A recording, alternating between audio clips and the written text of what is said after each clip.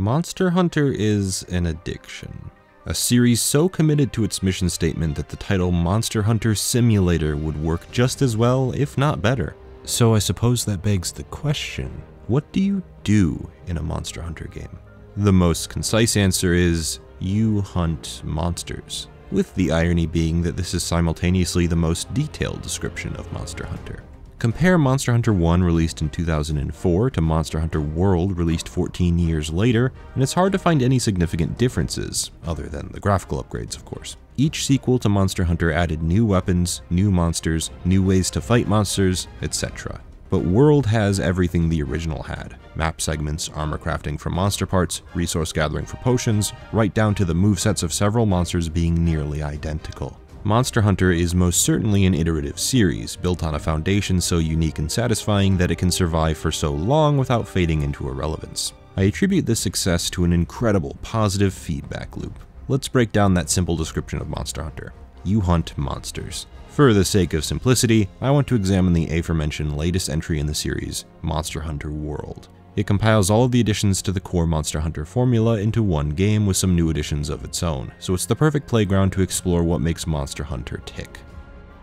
World is a third-person action game at its core. You move, run, pan the camera, attack with several different weapons, you know, like Dark Souls. Think of each monster as a boss fight, and think of every moment you aren't fighting a monster as a sort of preparation phase to then go fight a monster. Your first major monster encounter is the Great Jagras in the Ancient Forest. Before we hunt the Great Jagras, we must first prepare to hunt the Great Jagras. There's a lot that needs sorting before you're ready to fight. Firstly, and perhaps most crucially, you need a weapon. You have the obvious distinction between melee and ranged weapons, with sub-distinctions like weapons built around cutting or bashing sections of a monster, weapons built around a specific speed of attack, weapons built with offense and defense trade-offs, with sub-distinctions like elemental damage, weapon affinity, and gem slots. For right now, let's focus on the basics, as to not get too bogged down in all the rigmarole.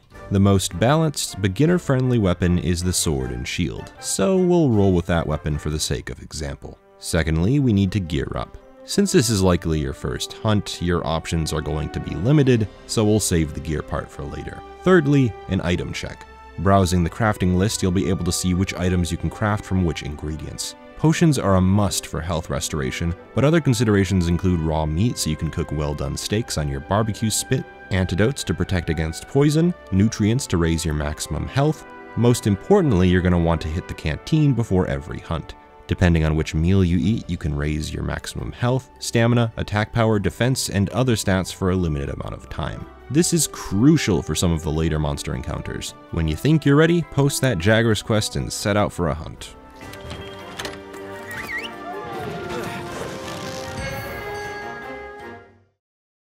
When you arrive in the Ancient Forest, it isn't as simple as walking up to the monster. You first need to track it. In previous games, this meant scouring the map until you found the monster, but in World they've incorporated a Scoutfly investigation system to track footprints, gashes, toxic extracts, etc. to help you find the monster's location. Doing this is helpful even when you know the map and spawn locations really well, because tracking footprints earns you investigation points you can use in place of your precious cash. Along the way, you'll probably pull out your barbecue spit and eat some steaks to raise your max stamina, or collect ingredients and materials you might need for other purposes. Trust me, everything in Monster Hunter is deliberate. Even when you aren't fighting a monster, you are still always hunting a monster, whether you think so or not. Finally, you stumble across the Great Jagras and begin your assault. Learning its moveset is no small feat. Each monster will have a tell for any given attack, typically with a speed and power correlation. If the Jagras swipes at you with its claws, the tell will be very fast, but the attack won't be as devastating. However, if it winds up for a few seconds, you know something big is about to happen. You'll need to pay close attention to the monster's well-being during the fight to make sure you're well prepared. Its normal state is one thing, but when it starts puffing smoke and gets more aggressive, this means you've successfully angered it, and its attacks will now come out faster and stronger. There may even be some new moves in this state that you weren't ready for, so you'll always need your guard up. No monster ever has a visible health bar, but there are a number of ways to figure out how much damage you've done.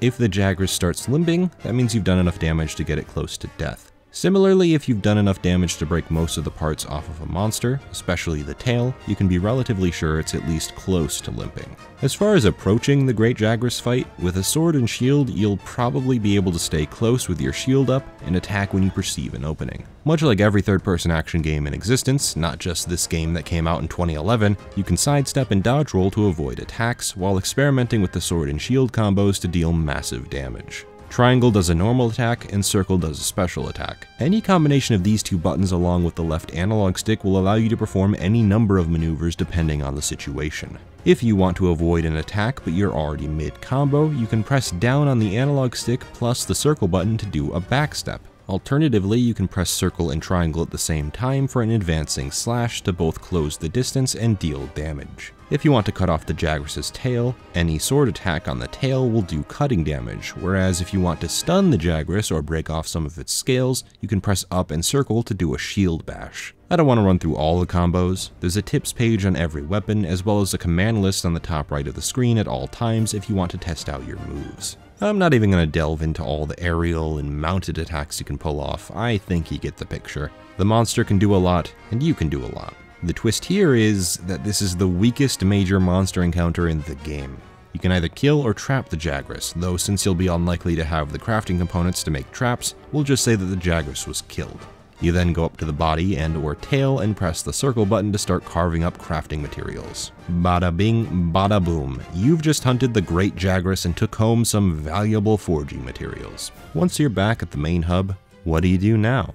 Well, you hunt another monster, of course. I hear there's a Puke Puke about in the ancient forest, and that one can both fly and poison you.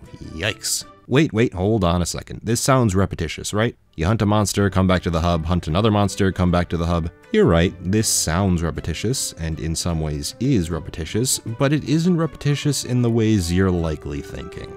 Eating food, posting a quest, stuff like that is repetitious, but everything else is always changing.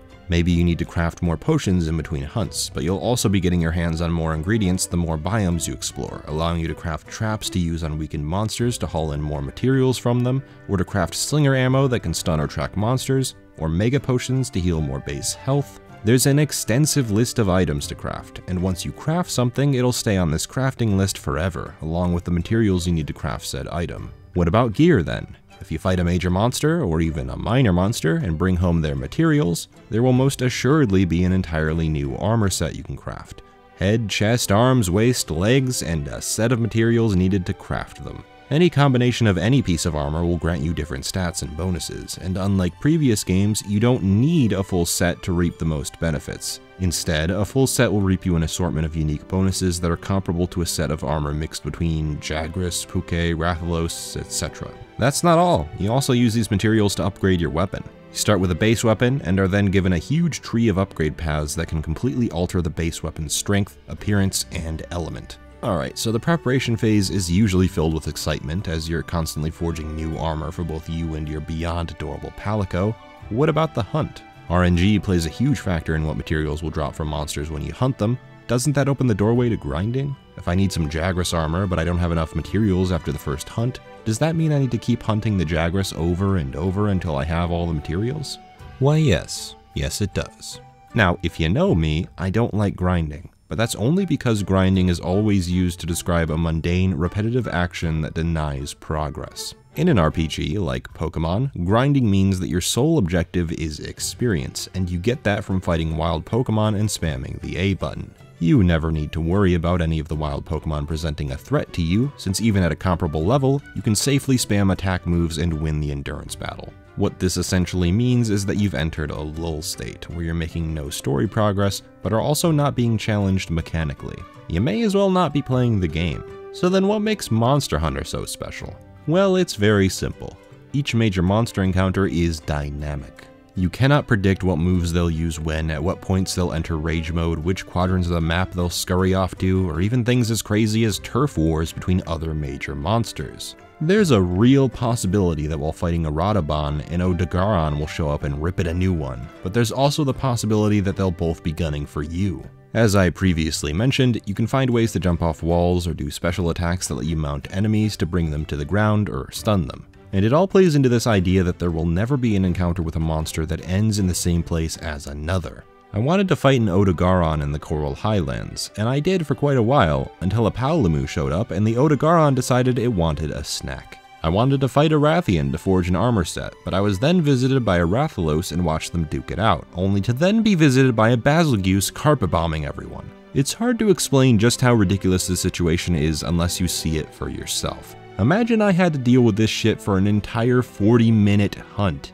It's for this reason that I don't believe grinding exists in Monster Hunter, at least abiding by the traditional definition. I will concede that as you forge new gear and weapons, older monsters will die in mere seconds, which has the potential to introduce a grind no matter how dynamic the fight is. When a monster can't do a significant amount of damage to you, it eliminates any sense of fear from the encounter. Luckily, Monster Hunter has a clever solution to this problem. Remove experience points. No matter how high your hunter rank is, your base stats will never change. It's the armor you put on and the weapons you use that will change your stats, meaning that if you want to revert back to level 1, for lack of a better term, you can do so at any time. One of the biggest weaknesses of RPGs is that you're usually not allowed to revert your experience points, which means that the lower level enemies will always be a cakewalk for you even if you roll in with no armor. Monster Hunter sidesteps this problem in its entirety. Use any of your starting weapons, craft a new starting weapon, craft low-level armor, and rejoice that you can once again struggle against a Barroth.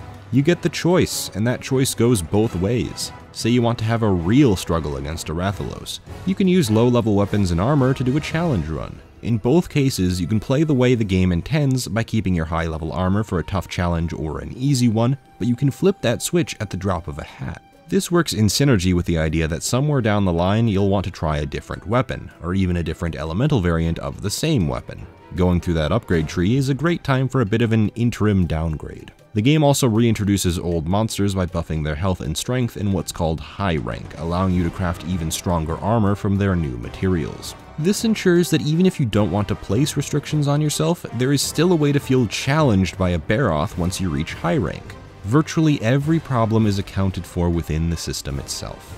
That, my friends, is a perfect, positive feedback loop. With new monsters every game, with different attack patterns, different habitats, and an innumerable amount of possible stories and experiences, Monster Hunter is quite possibly the best example of an iterative series that has a reason to be iterative. This does not at all mean Monster Hunter is perfect. Up until World, it was almost impenetrable to newbies that didn't want to read up on all the technical details or consult a friend. And with World in particular, they've injected an element of story into the mix that I don't really like or care about. But it does mean that the core of Monster Hunter will always be you hunt monsters. Not a single mechanic detracts from this core, and that's why I've completely ruined any semblance of a sleep schedule I may have had going into this new semester of university.